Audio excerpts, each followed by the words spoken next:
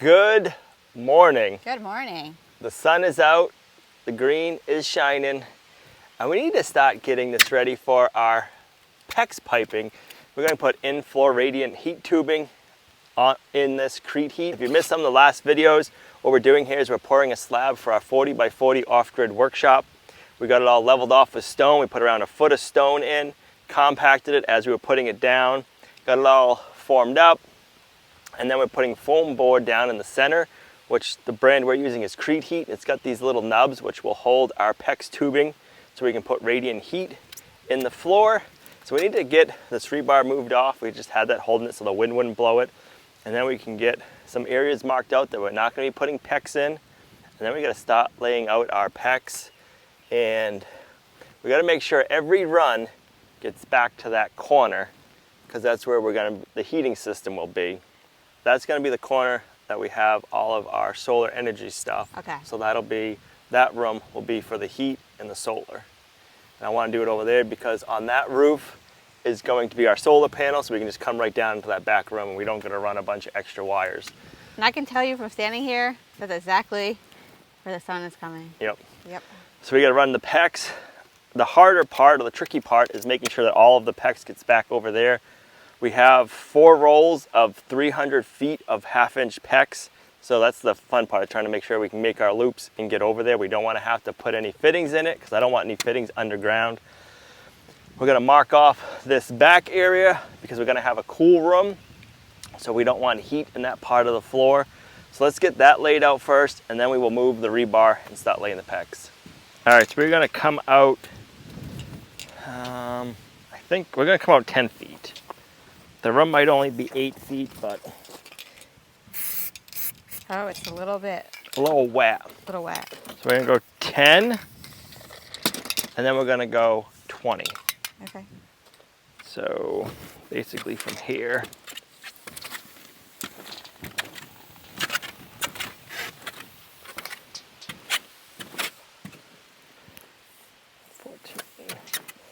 So right, that's 15.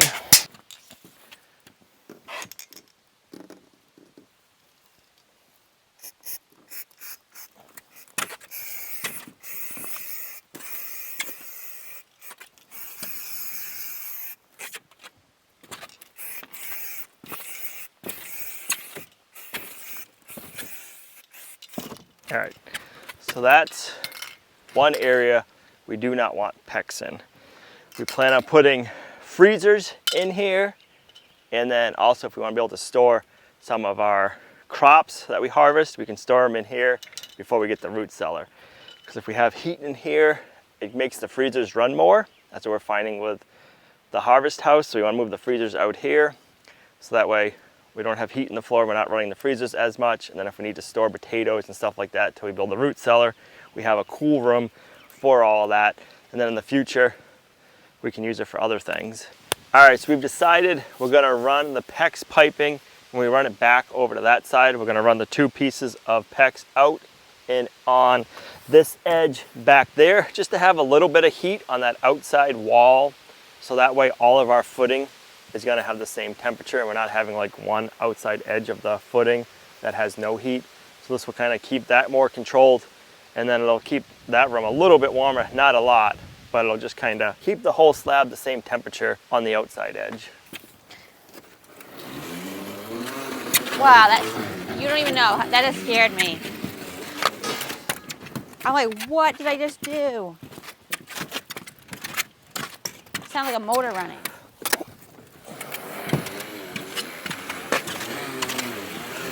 Two at a time.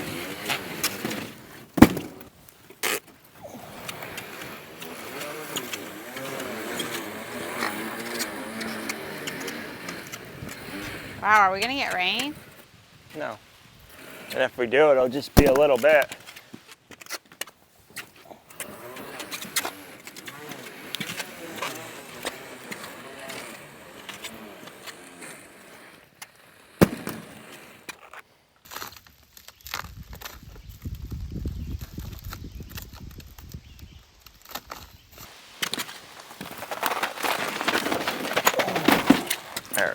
So we're Yeah, we gotta go in this back corner.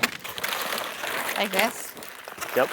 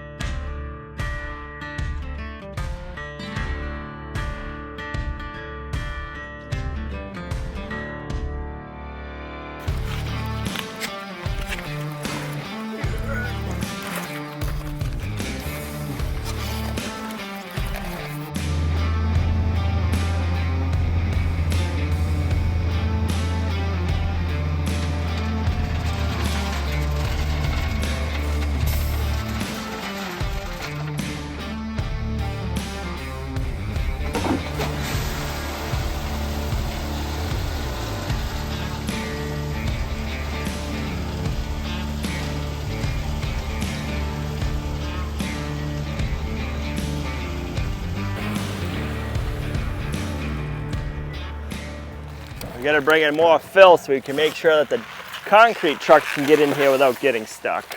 That would not be good.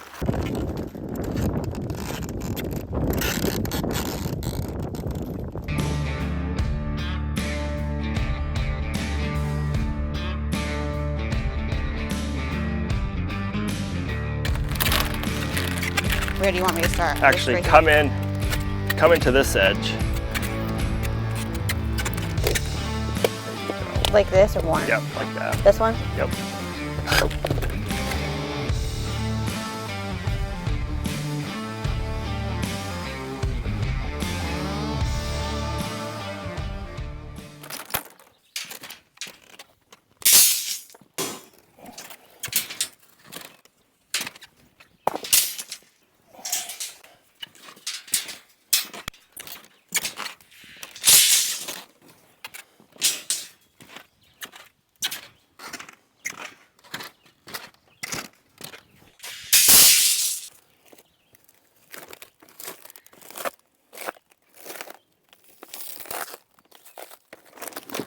You're gonna have a bunch of excess sticking up top. Like the same as before?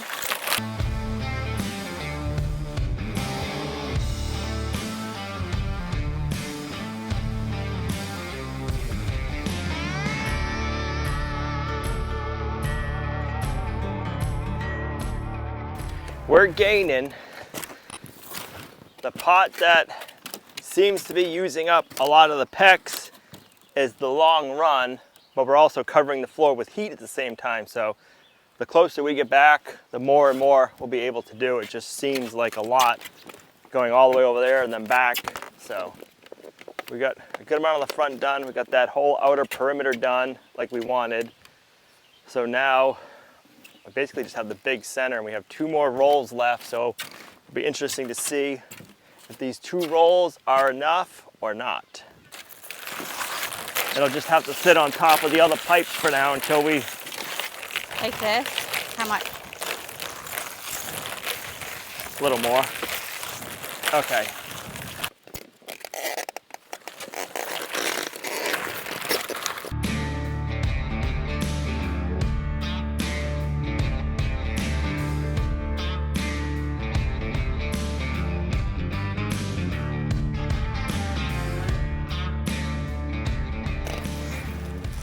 It is going to be close for this last roll. If we run out, we're going to be short, like, I'm going to say 100 feet, if that. And we really don't have that much waste. You want to keep your runs around, not over 300 feet per run. And you want to kind of have them all kind of close, so that way they equal out. That's the way we did it in the house, and it's worked awesome. The heat heats that house so nice and evenly.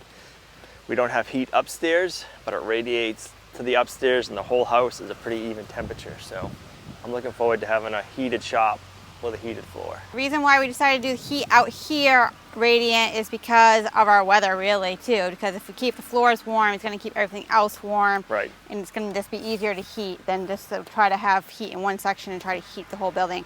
That is our thought anyway, so. So we have almost 6 months worth of winter up here, and we can get to -20 to 40 degrees Fahrenheit for a couple of weeks at a time, if not a month.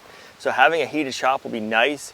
I have noticed in the past with our mule, the tracks ice up. So to be able to have a heated shop to melt that will be good.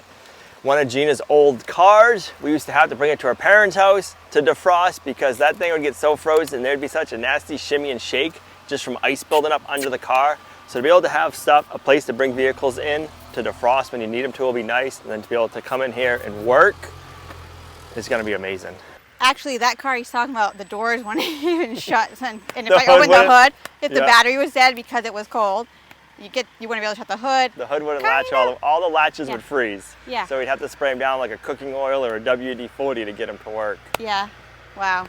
And then like 2 times a winter, we'd have to bring it to your parents' house. And it wasn't a heated garage, but it was above freezing all the time. Yeah. And we'd have to let it sit for a weekend, and then it would all defrost underneath, and that bad vibration would go away. I can't handle if the doors and stuff aren't shutting. What am I supposed to get a bungee cord and hold them shut? Right. No, I don't think so.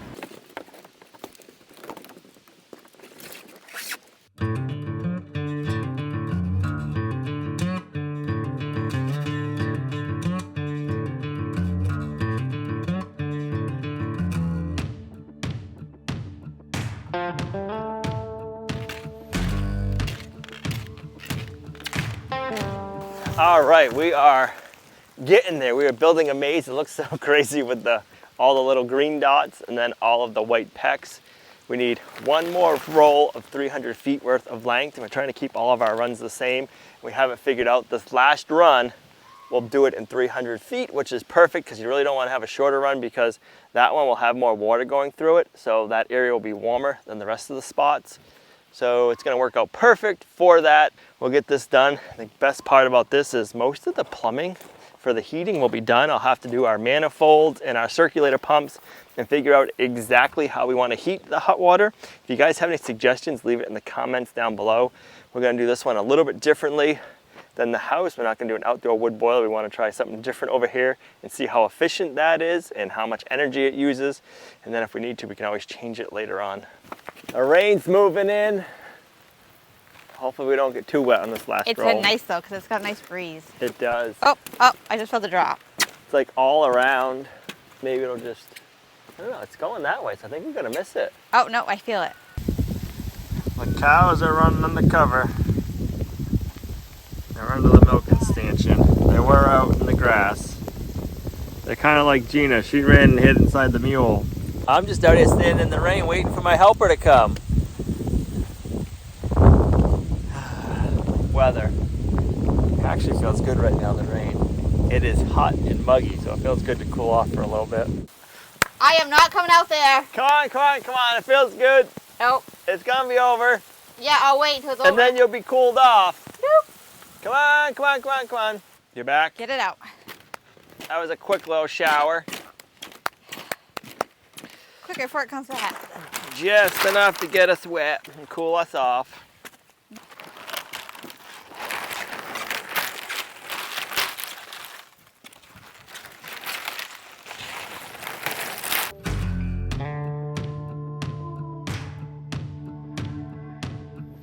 I think the rain's making my brain up. Ah! Yeah, buddy!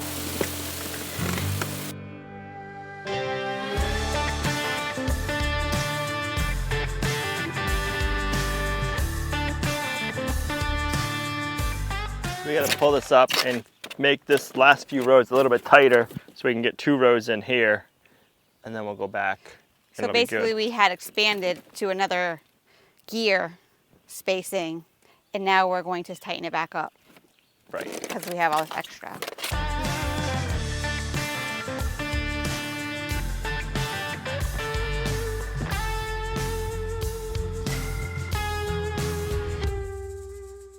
We have all of the pecks done. We have 5 runs, and they're all pretty close to 300 feet, which is good because that'll mean they'll all circulate the same amount of water evenly, so we'll have consistent heat flow to every spot unless we need to change it. I just need to come back over here and build my manifold area to finish up the pecks. I want to go through also and dig out a little bit deeper footings where all of our posts are going to go. But right now, before we forget, we got to set some rebar up on the creed heat because if we get a big windstorm, We don't want the crete heat blowing away on us. That would not be good. Halfway. Yeah. Right there. And probably right here.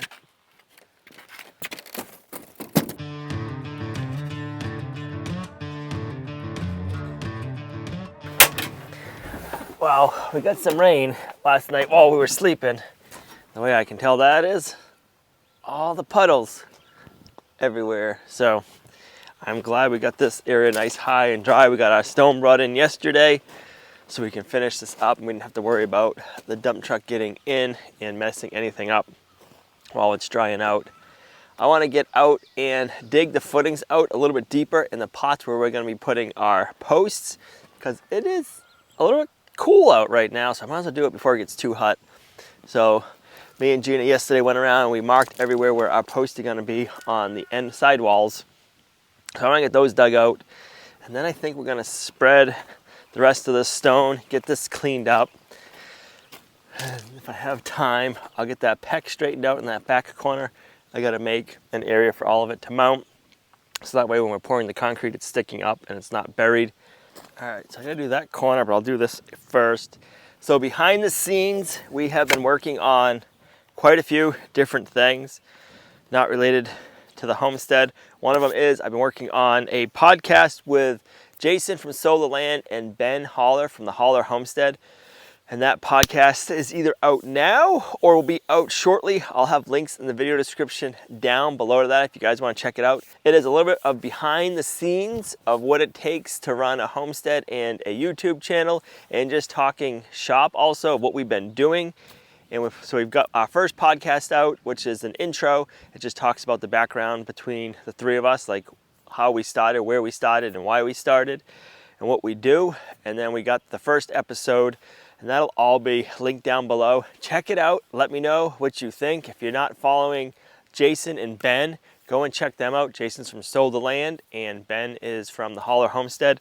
They're both on YouTube and Instagram. And I'm pretty sure they're both active on Facebook also. At least Jason I know is.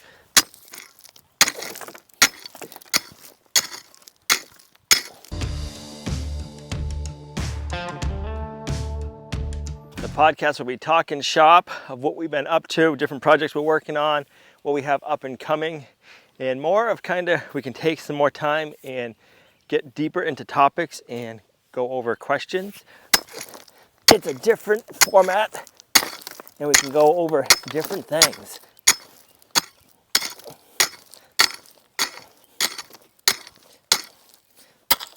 I'm excited about it. It's gonna be fun. It was fun recording the first 2 episodes. I'm sure by the time this goes out, we have recorded at least one more. It might not be live yet, but we plan on having this a weekly podcast.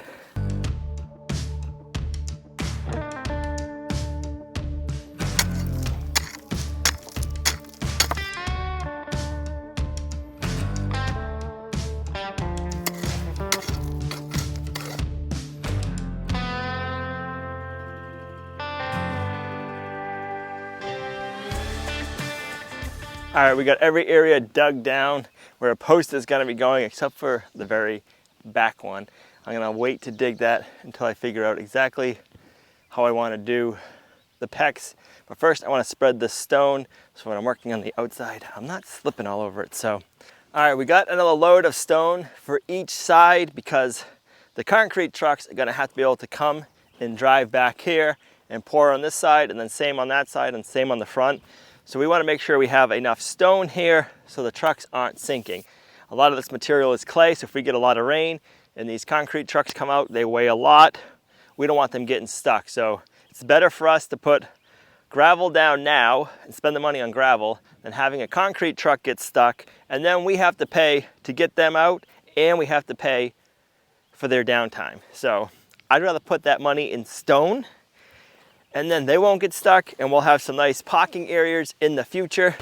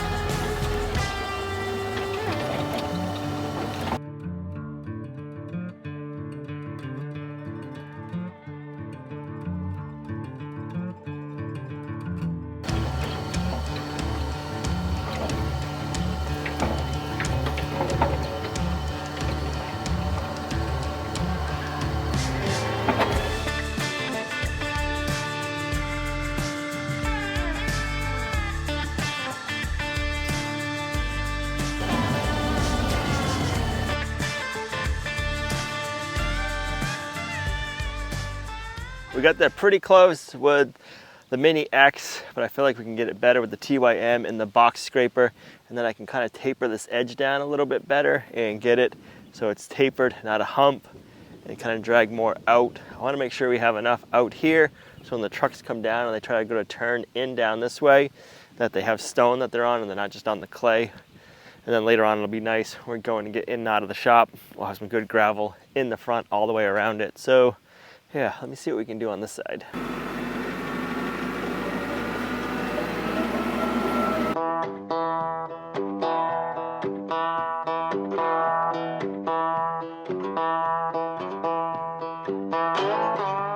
I'm not sure how well this is showing up on camera because camera flattens everything out, but we have a low spot right here. So I want to push some of the stone this way. I think I'll do that with the Bobcat, and then we can drag that and get everything nice and flat and tapered so all the rain runs that way. I don't want to have any low spots by the foundation slab. And then we'll have to do over there, but let's get this area done and we'll work our way that way.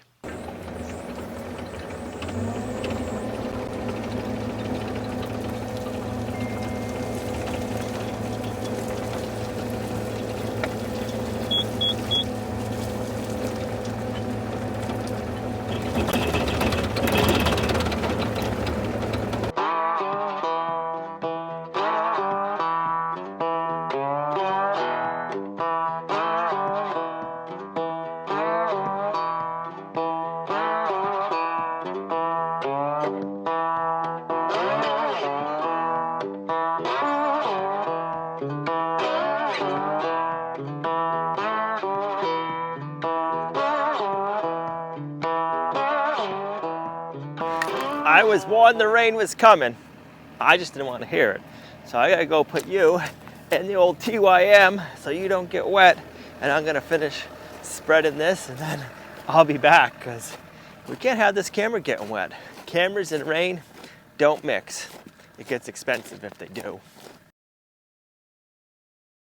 Well, the rain has stopped and the sun has come back out and we got this all graded off. Now we just need to go over it quickly with the compactor and compact any of the soft spots and get that all ready. But the driveway's looking good. Everything is sloped and pitched, so all of the rain should run out and away. So yeah, I am happy with that. We might need more stone later on. I hate having to say that, but we're definitely gonna need some in the front once the slab is all done so we can taper it down. So when we're going to drive into it, we have a nice taper and we're not to get in. So yeah.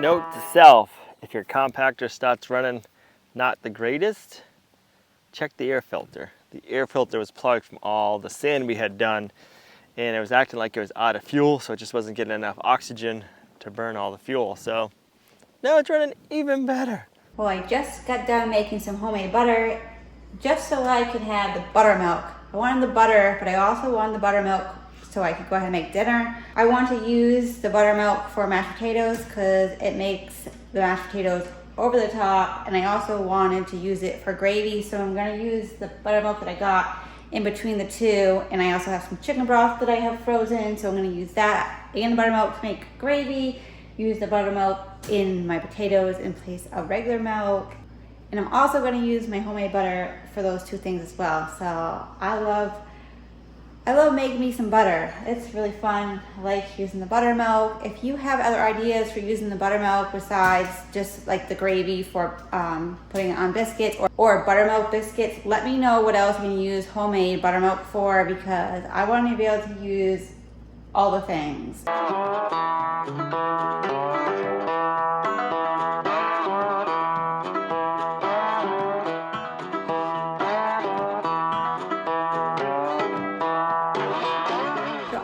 Just skimming the cream off the top of the milk after it's been sitting for 24 hours. And then this time what I did is I had 2 jars and I used a really thick cream, which is good for the butter, and put it in one jar, and then the rest of the cream and did it for ice cream. So I have an ice cream jar and a butter cream jar, and we are enjoying all the things.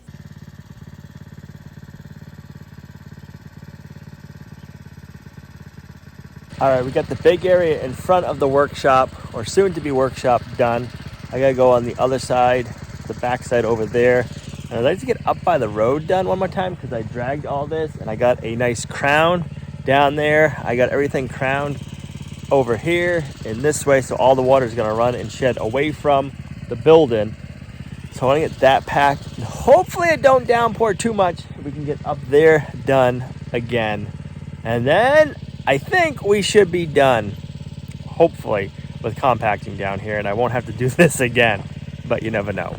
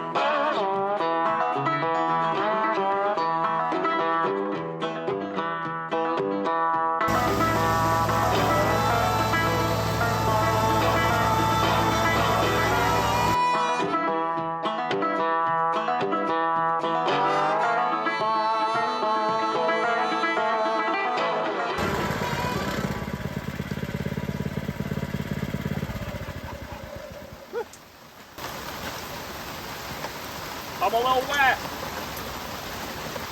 but it's good to be out here during this rain to see the water flowing.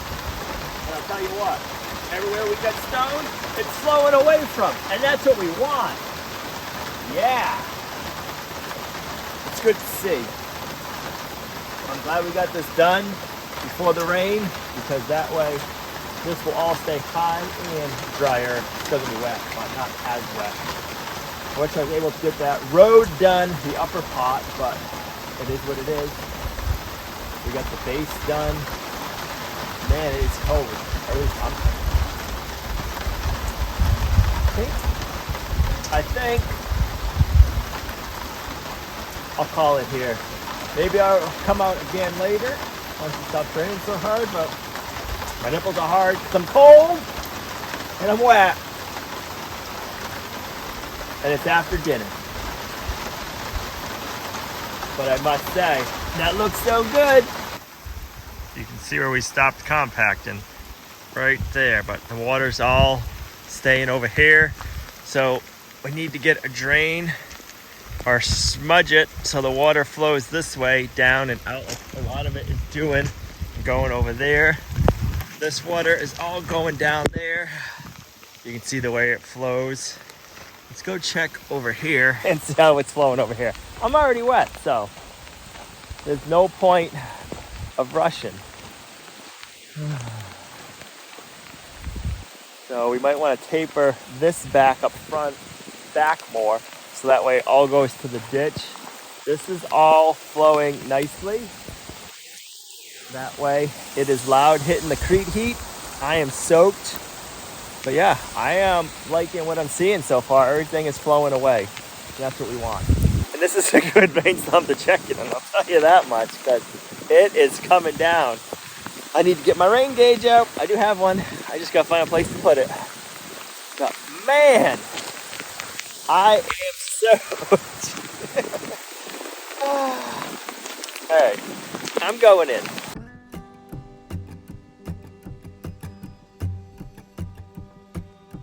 Dear Lord,